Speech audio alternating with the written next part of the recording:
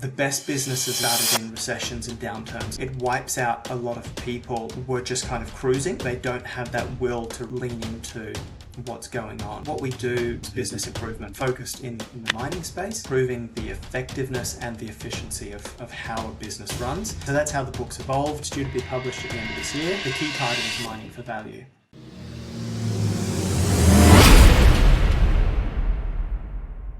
When did you first get started in this industry and what originally pulled you into it? Good question. I haven't been in mining for a long time. My background, I studied electrical engineering. I'm in Queensland, Australia, and a big part of our industry here is mining in Australia, similar to Canada. And I first started with a firm that did a lot of engineering design work for mine sites, but never quite got into that industry. I went to university during one of the super cycles, so mining companies were headhunting, poaching people out of university in their third year, so not even finished their degree. And they're like, yeah, come work for us, here's an incentive, here's a big bonus, signing bonus. And then within 18 months, that cycle had crashed, and that coincided with me graduating. And so I probably would have entered the industry a lot earlier had that not happened. And we can go through the career progression if you want to now, and how I got into mining sort of almost a decade later. Yeah, definitely. Were you going to school back in like 2010, 2011? Is that a right time for me? Yeah, Okay. yeah. I've seen like the charts and everything, how, the crash of like 08, 09, whatever back then, and then gold and the juniors did like amazing for like a couple of years. And then it was just a really, really rough period. Yeah, I started university 2009. We have a calendar year, so it started in January, finish in December. And so I graduated December 2012. And that was sort of the beginning of the end. So we had the GFC, and Australia was fairly well insulated from the effects of that, 2007, 2008. And then mining, as you said, took off. We had that super cycle, so that really drove a lot of our GDP and a lot of our industry. And then the most dangerous time in this industry is when commodity prices take the elevator down, not the stairs. Yeah. And that was, 2012. Oh, fair enough, for sure. Yeah, I can definitely see the fear behind that, looking at the charts. Obviously, me and Colton weren't involved in the market back then. We were pretty young, but you know what? It seems like a good time now. So let's hope it stays that way for a while. Yeah, and that's always the risk is it goes up, but how long will it stay up for? No. And for me, I was too young. I didn't have that sort of experience or that context to know what I was going through either. Right. And so I was just a graduate. I was just along for the ride. I was just sort of, just following what was happening without much idea of what was coming. Yeah, fair enough. Right. So what did you end up getting into then? Obviously, it wasn't mining right away, but now you're here. What did you get into for that decade? Yeah, so I went to that company initially. They had, this was the magnitude of the boom. They had about 30 graduates planned to come on. So graduated in December, planned to start in January, February the next year. That was whittled down to 16 very quickly.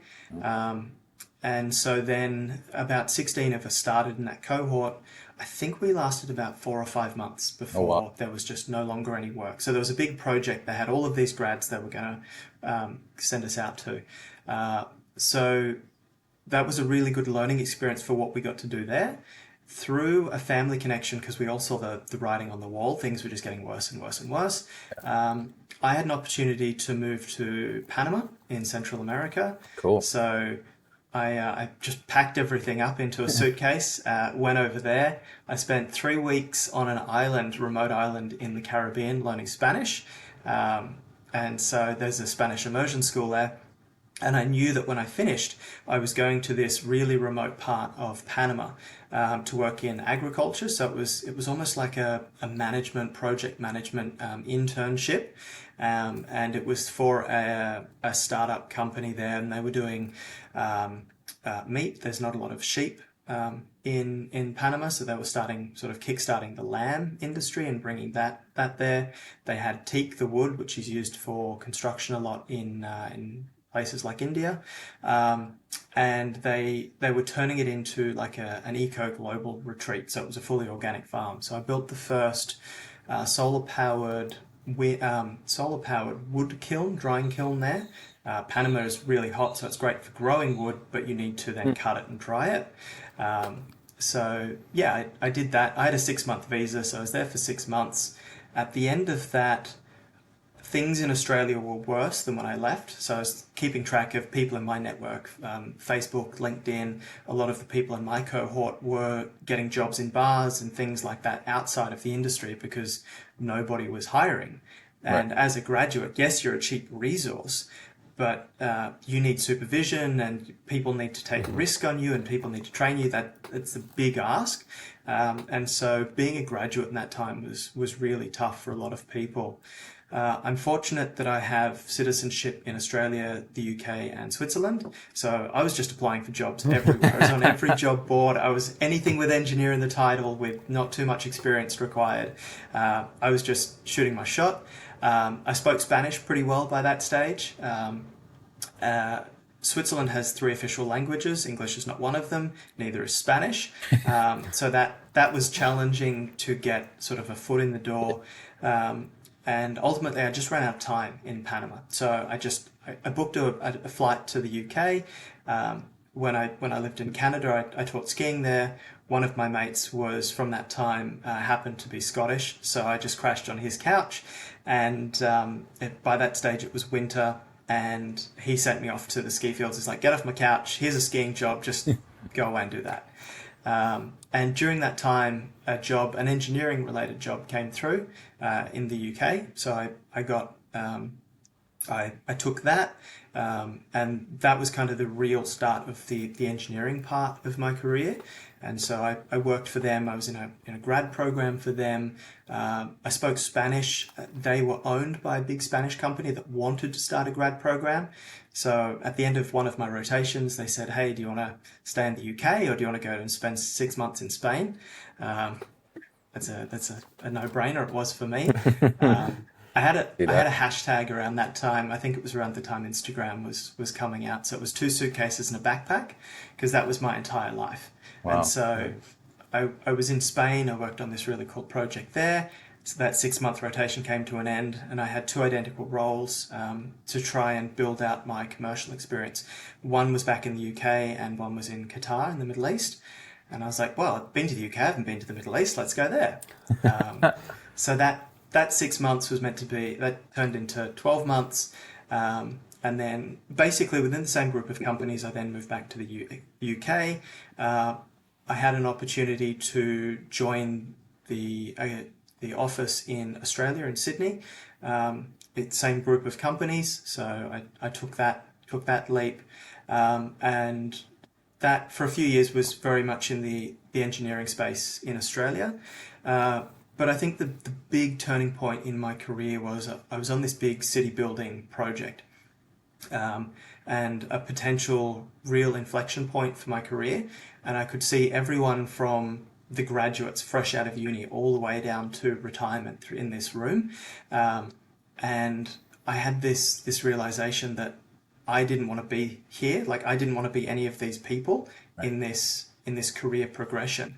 And so I was about mid to late 20s. I would have been about 28.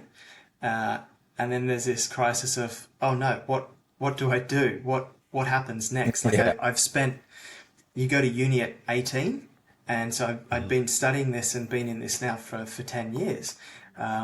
What next? It's like our identities are very strongly tied to what we do, to our profession.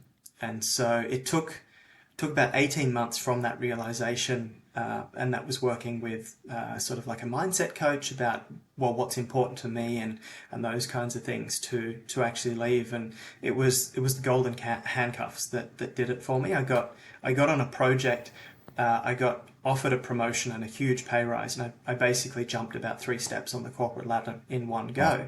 Oh, nice. And it was like, this is everything I've been working for about 15 years now, by that stage. And I was like, but if I take this, I'm never going to leave. And I'm going to be that person in their 60s, in that room, in when that time comes, and I'm just going to be miserable until then. And so I just quit cold turkey with nothing. This was mid to late 2019, and I was like, yeah, entrepreneurship. We've got a history of that in my family. I've kind of wanted to start my own business for a while. I'd seen a lot of that in my travels, in my journey. So I was like, I'm going to start a business. Don't know what. And so I did that, and ended up starting my first business. I co-founded that with my younger brother. He's a videographer, cinematographer, so we launched a video production company January 2020. Within 3 months, we were shut down. Thank you, COVID. The classic story around COVID. Yeah, exactly. And I'd heard a lot of like the best businesses started in recessions and downturns and things like that, because it wipes out a lot of people that were just kind of cruising, or they don't have that will to really sort of lean into what's going on. And so, being the stubborn person I am, I was like, all right, I'm going to solve this problem. We're going to lean in. We're going to be a success story. And that led to me building all of this digital capability. In terms of, I was doing a lot of networking and like what problem are we solving and what problems are out there and those kinds of things. And First Principles Consulting, full disclosure, is my dad's business. So he started at 2008, around the time I went to uni, and I'd kind of grown up with it in the background, and it was kind of always there. It had really helped to inform and shape my thinking throughout my career, because whenever I had a problem, I'm like, hey, I'm trying to solve this, we're trying to do that. I could always go back to dad and like, this is a solved problem. What's the framework? What's the model to think about this? So that was really helpful. So it was a no-brainer sort of during that period, I think it was about 2022, to come into his company on a project simply to support. I built this capability in my own business, and we were just plugging it in. And then that project came to an end, and my dad's getting to retirement age. I was like, there is so much value in this business, and I've benefited throughout my career informally. How do we leverage this? Right. And so between sort of 2023 and now, I've stepped into the managing director role.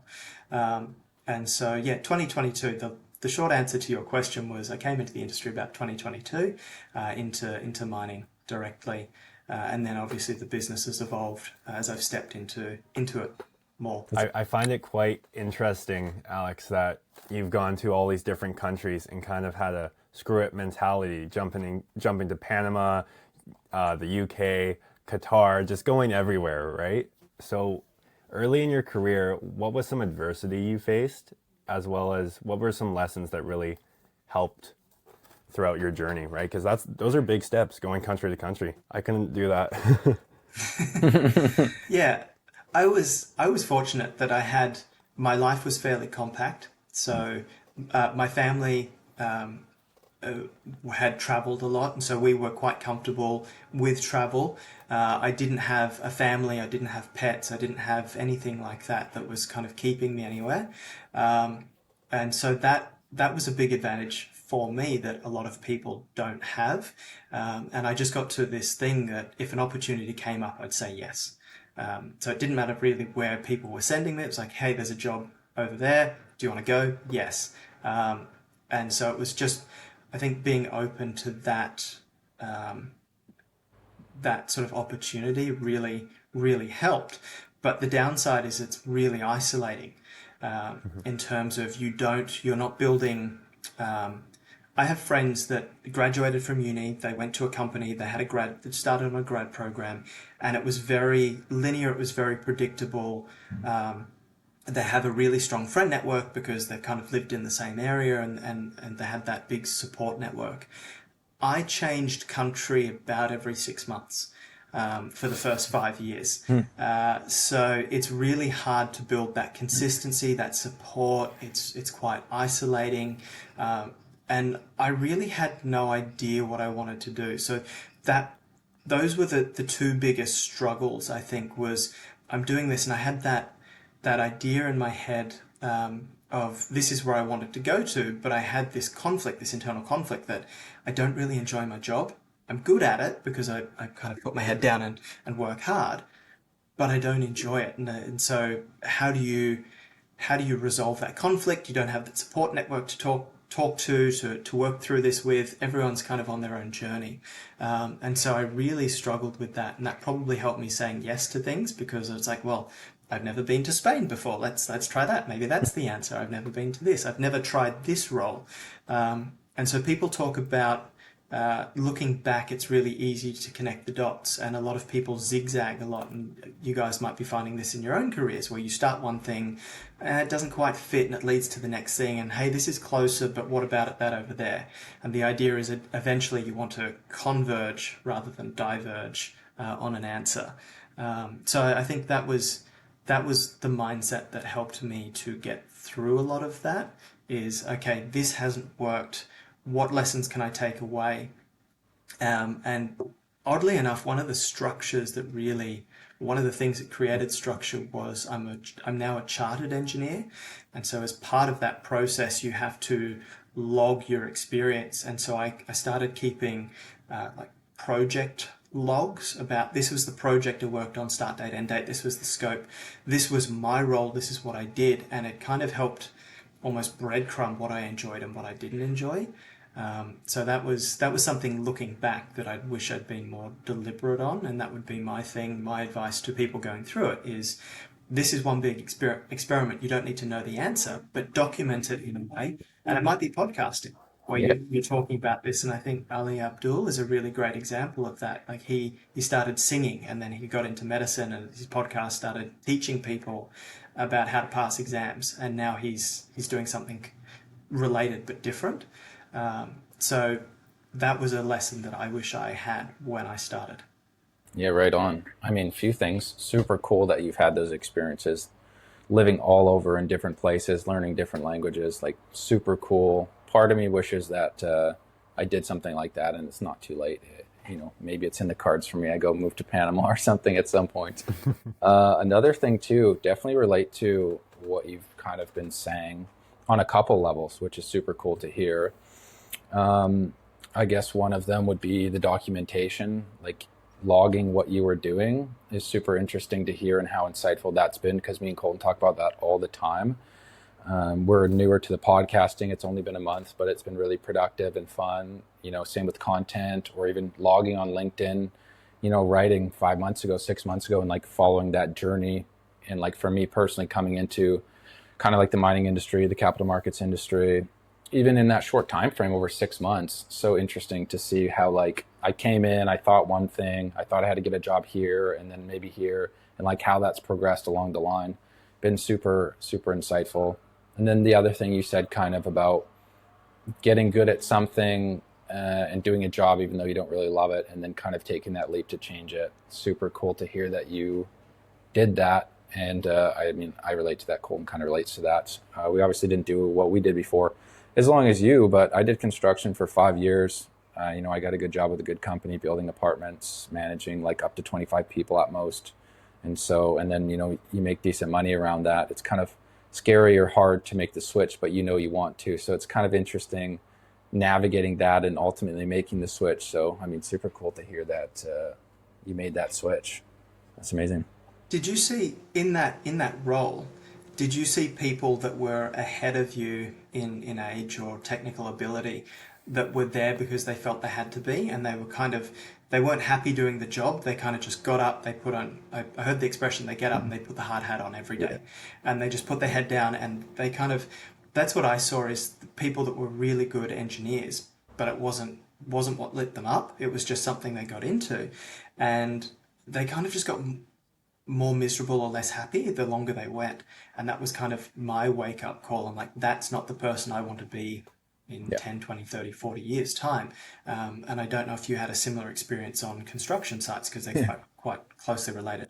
Yeah, I'm glad you brought that up. I actually meant to say something on that, but I was trying to remember everything, because your story is so interesting. 100%, right? Exactly like you said, you could see everyone lined up from the new grads all the way to the old timers in the industry. Exactly the same to me. And, not to throw any shade to anybody, because some people actually do like it.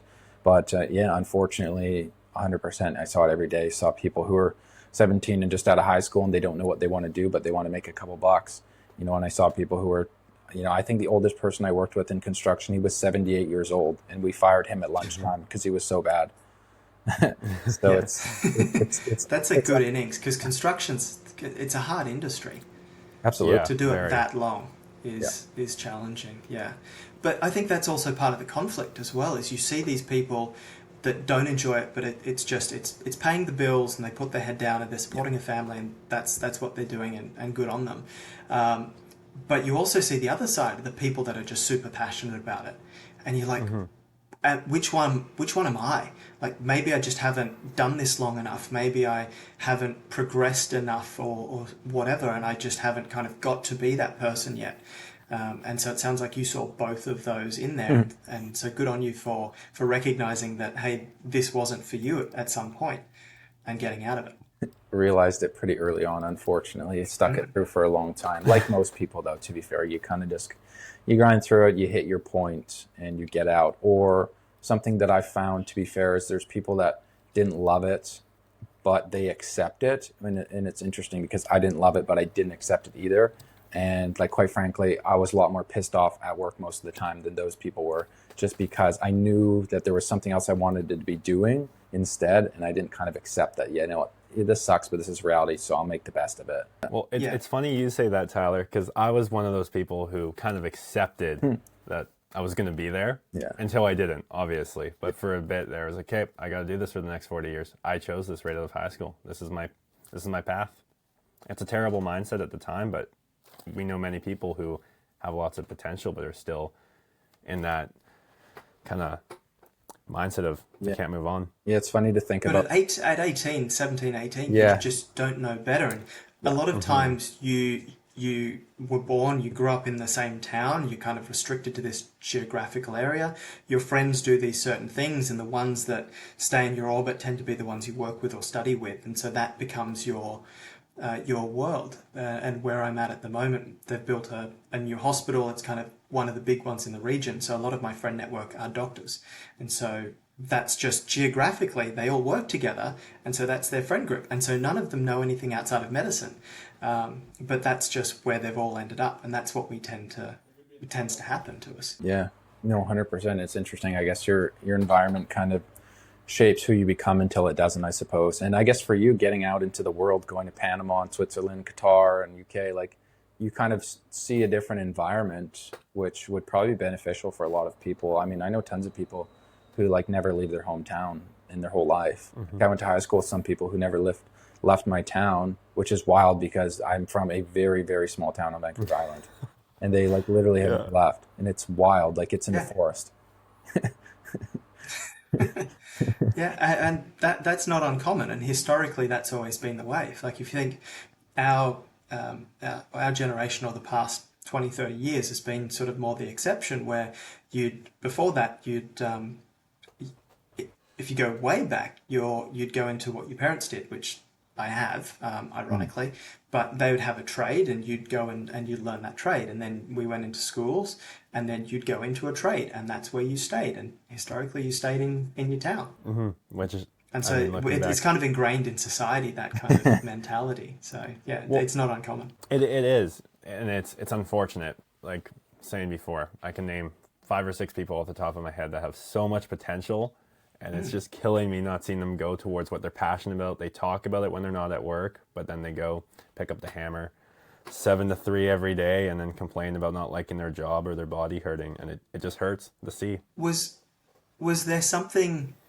there a catalyst for you in terms of that knowledge gap? So for me, there was a few different sort of books that I read, and then that combined with my experiences was the insight that I needed to kind of make that leap. And it sounds like they're aware of it, but they haven't made that shift or that connection mentally. Was there something for you guys that helped you put sort of that 2 and 2 together? I think for me, and I'll let you speak about this next, Tyler. For me, we would drive to Victoria every day for 9 months, and we had this one friend named Sean, he's from New Zealand, and he would tell Tyler and I in the car every day, "You guys have too much potential to be doing this." And it was just a reoccurring theme. At least once or twice a week, he'd be saying this to us, and it eventually, there was a day we were in Victoria, it was nice and hot out. I was sweating. I was tired. I was like, screw this. I'm just done. And Sean said it that day as well. I'm like, okay, now we got to think of something else.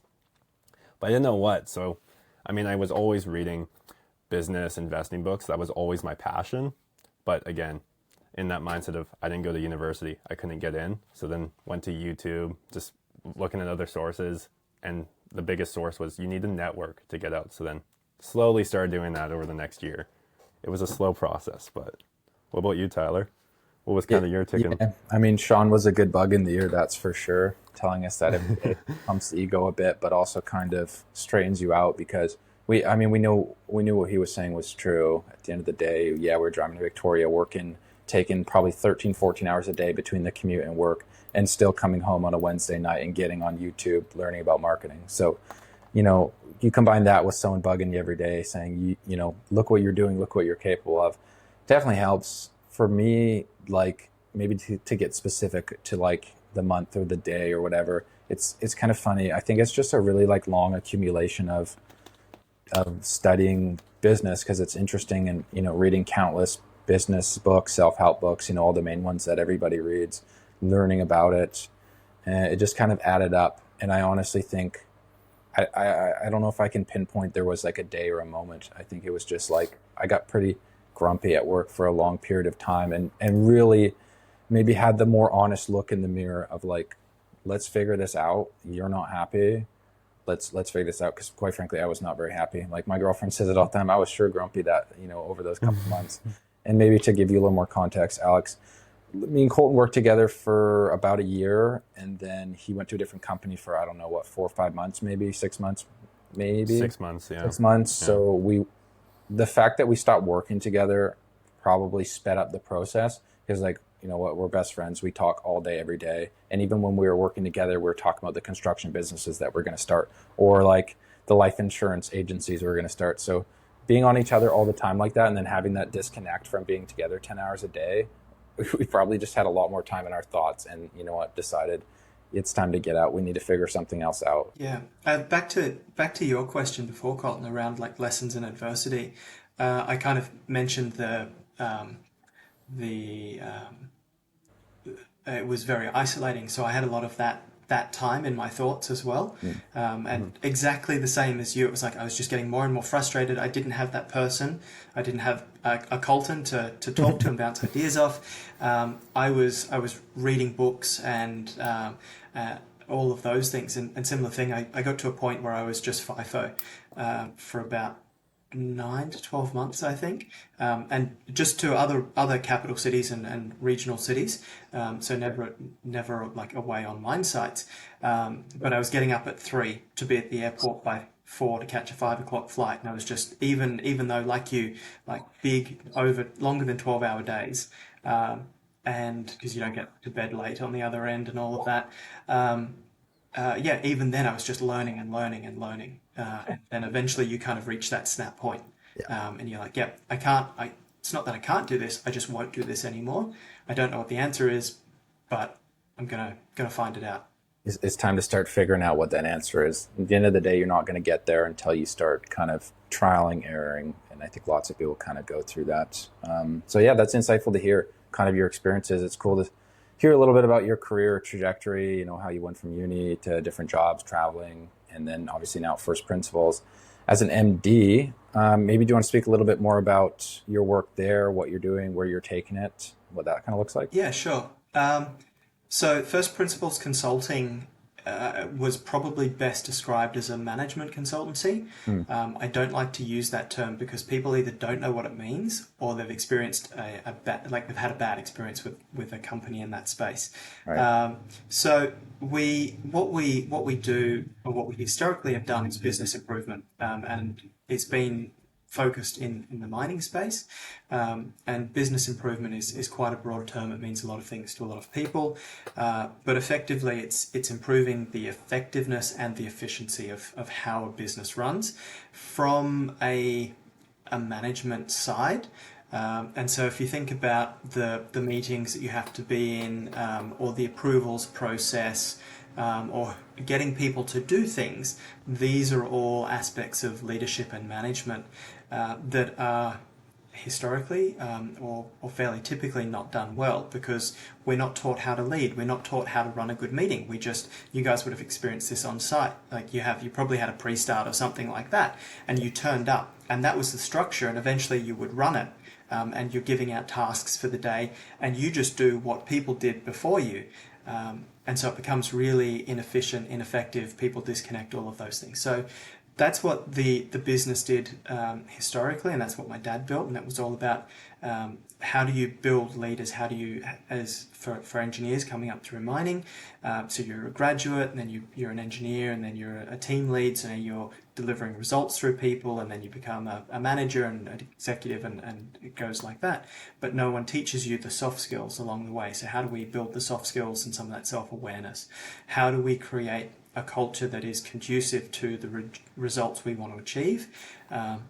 And again, you guys have probably experienced that on site, where something changes, something happens, and some sites people are like, no, I'm not dealing with this, and it's like it's the horse to water. It's like, how do you incentivize these people to do what you need them to do? And then other sites, it's just everything just flows. You're in this flow state, everything just works. Things go wrong. It might be the worst site you've ever worked on, but everyone's just happy to pitch in and work together and just get on with it. So there's leadership, there's culture, there's the technology aspect, and we're seeing that more and more in mining, especially with the agentic era that's coming through, but tablets and data and bringing AI into mining and leveraging all of that, and then the process. And a lot of people probably relate to the process side. It's slow, it's inefficient. Like, why do I have to go to that person to get approval? Or this person's left, what happens now? So that's historically what we've done. And that worked quite well for 2 decades. But the industry, as you're probably noticing, is changing with everything going on. And there's a few big trends. So historically, like the grades are getting worse. And so a lot of the better grades of the past hit a lot of sins. And so to combat that, mining organizations are getting leaner, and you have a lot less people available on site to do that informal mentorship. And again, you probably had that in your careers in construction, where you didn't know what the answer was. We all start out really green, and you have someone that you can go to. It's like, hey, how do I do this? How should I approach or think about this? So that's disappearing. Every time we have a downturn in the industry, middle management tends to get wiped out. So now we've got this big disconnect between the bottom and the top, and the two can't speak or relate, or struggle to speak and relate. And again, that comes back to the experience and the soft skills. So a lot of that experience is leaving. We obviously have COVID, that's changed things for everyone. Remote working was available before 2020, but it's a lot more acceptable now. But it's also changed how people coming into the industry or in the industry want to work. And so we're seeing a lot more people saying, well, I value family time more because I've had this downtime with family. I don't want to be FIFO, or I don't want to work away, or these things. So we've got all of these different influences that are changing the industry. And I think the last big one is the shift away from globalization. And so Trump is a big driving factor. And you guys are probably seeing this in the markets, where everyone's going, well, for national security and defense and energy security, we need all of these rare earths, critical minerals, and even sort of the more precious ones, gold. The central banks have been buying that up in huge quantity for the past few years, so that's big demand on gold. Obviously, you need a lot of copper for everything we're doing. We need power for AI data centers and all of these things. So we've got all of these big changes and disruptions going on. And so when I officially stepped into the MD role sort of midway through last year, and we kept trying to do the same thing because it's needed, but it's not what's wanted because the industry has shifted.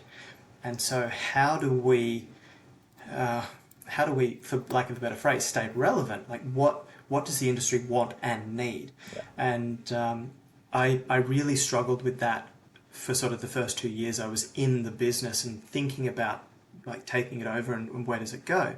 And so I sat down at the end of last year and I tried to just put it all into a book. And like you were saying, with your podcasting and your writing on LinkedIn, it just helps you really to consolidate your thinking, and you get sharper. And Colton, you were talking about networking, and people are like, well, what do you do? And so you start trying to explain it. You get really good at explaining it because you kind of get that feedback of what people engage with and what they're interested in. And so I sat down, tried to write this book, and it was none of those things. It wasn't engaging. I didn't want to read it. It was crap. But it was a really good consolidation of sort of the past 2 decades that I'd grown up seeing with my dad's knowledge, experience, and then being able to interview him and a lot of the other consultants of a similar sort of experience level in the industry. That was really tough end of last year, because this is the business. I've just taken it over. Yeah. Now what? But it's that sitting in discomfort. It's all of those things that we've talked about. It's, hey, there's a better way. I just need to experiment. I just need to think about it. There's a bit of sort of self-reflection. There's that networking. And so I kind of reframed it in terms of the things that I'm interested in. And so I've said I've had the engineering background, but not long after I finished university, I also got into investing. And so I had a bad injury whilst I was at university, and there was I came into a small sum of money not long after I graduated. And so my family have this really good financial advisor, and they started investing the money for me because we trusted them.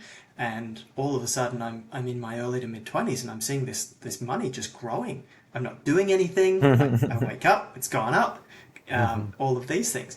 And so one of the themes sort of that was behind my career was, how do I bring that investing? And a lot of people talk about the passive side of it, but how do I start sort of investing a bit more?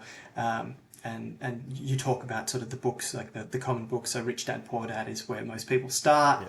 And then that got me into like, I really enjoyed business. So investing in businesses rather than property, which in Australia is heresy. And I know in Vancouver it's a similar thing to say that as well. And then that got me into value investing, and then obviously Warren Buffett and those kinds of people. And I was sitting there frustrated that my first book just didn't really, wasn't me, wasn't authentic to me. Right. And I'd just been burnt by a mid-tier gold miner in January of that year. So this gold miner, because gold's been on a tear, I was up over 50%, and then in January it dropped 30%. So I was still up, but production had basically fallen over. And so they were promising these targets, their quarterly targets, and then they started missing them. And so it dropped 14 or 15% on the day it announced those results. It had missed its quarterly targets. And I went, there's something here, because we are effectively about consistently, or production that's consistent, reliable, predictable, safe, and growing sustainably. That's what we do. When we're on site, we can see 6, 12, 18, 24 months ahead of time if production's going to fall over, because the fundamentals, the foundations aren't there. So from an operational perspective, we have this, but I'm completely blindsided as an investor that's been doing this for 8 to 10 years. And so that was this real aha insight moment in January, complete reframe. And then started telling people, and that's how you and I met, Tyler. It's like, hey, I have this idea. I see you're kind of in this space. Can I bounce it off you? What are you doing? Give me some feedback. And that's how the company has evolved. And so what we do now is we bridge the gap between operations and investment success. And so we have 25 years of diagnostic experience that I'm now turning into a digital, and AI is the buzzy word, but an AI-enabled platform, so we can do it faster, better, cheaper. And we can give both the operation side, looking for capital, so always looking to grow, either through M&A or more drilling or expanding production, new plant, new equipment, those kinds of things. And then you have the investor side that has the capital, but they're looking for that assurance that, hey, if I'm giving you all of this money, I want a return. Yeah. You guys are highly volatile and highly risky because you're so opaque. And so we can now bridge those two sides of the same coin with this platform and give this really, really deep insight. And so it's not about, hey, this site is good or bad. It's about, here is the risk and here is how you mitigate that risk. So if you have a really poor performing site, but they've got the bones there, like they've got a lot of it comes down to is leadership willing to, in terms of what they're willing to do. And if you've got that and you've got a decent, you have to have something in the ground to mine. It has to, you have to have something there. If you've got that, that's effectively an undervalued asset. Like that's value investing 101. And so can we do a little bit of improvement work so that production becomes consistent, reliable, predictable, and it scales sustainably? You know that the market's penalized it because it hasn't been delivering. And so how do we bring those two together? And then so now you've got something that's attractive for investors, but you've also got something that can attract investment as well. So it works for both sides. And so that's really where we're taking the business now and bridging that investment and the operations. Super interesting, super cool to hear. I mean, quite frankly, it's even a little bit more than I had imagined. I know we spoke, I don't know what it was, a few months back, which was super cool to talk to you, get a little insight on the book and how that's going, but super interesting to hear what you guys are like really, really doing. Definitely beyond what I thought about. And I found the book interesting, definitely talking in a little bit about the disconnect between like definitely upper level management and operations for sure, and lots of examples in the book there. Definitely looking forward to seeing you release that. Yeah, thank you. I guess I should mention that I then rewrote the book. I that's again, right. and that's right. The missing piece. Yeah. I was having all of these conversations, and back to that previous point, I just sat down and I wrote it. And at one point, I did a keynote, and that really helped to really refine the messaging and what's the point. And people that would come up after me afterwards and they're like, hey, this point really resonated, or can you tell me more about that? And I had there was one big model that we hadn't really developed, and it's a 2x2 matrix, and we call it the performance quadrants. And the core idea is that a lot of companies, mining companies and otherwise, are really good at strategy. They have these really great strategies, but they fall over in the execution. And so you need strategy in order to be ambitious and drive the company forwards, but you need capability or operational capability to deliver. And one of the great examples I really like is the space race and NASA. And so in the 1960s, the USA and USSR were competing to get to the moon. And the USSR beat the USA, America, into space. But even though they were inventing sort of the maths and the materials, they kept going. And NASA almost had this blank check to go, you need to build this capability. And within 8 years of declaring it as a goal, they landed, Neil Armstrong landed on the moon. And so we had this idea of these performance quadrants. How do we match strategic ambition against capability? And so if you have this huge ambition, but you don't have the capability, then that's just a dream. Yeah. You're never going to get there. And that's what we see with a lot of these quarterly targets. They have these great strategic ambitions in terms of M&A or production uplift and all of these things, but the operations just can't deliver it. And so you miss these targets. And so as I was talking to people, I took people in this keynote through this concept that I was developing. And I was kind of giving examples for some, but I didn't have them for all. And one of the quadrants I really struggled with, because it doesn't exist in mining, is a high capability but a lack of ambition.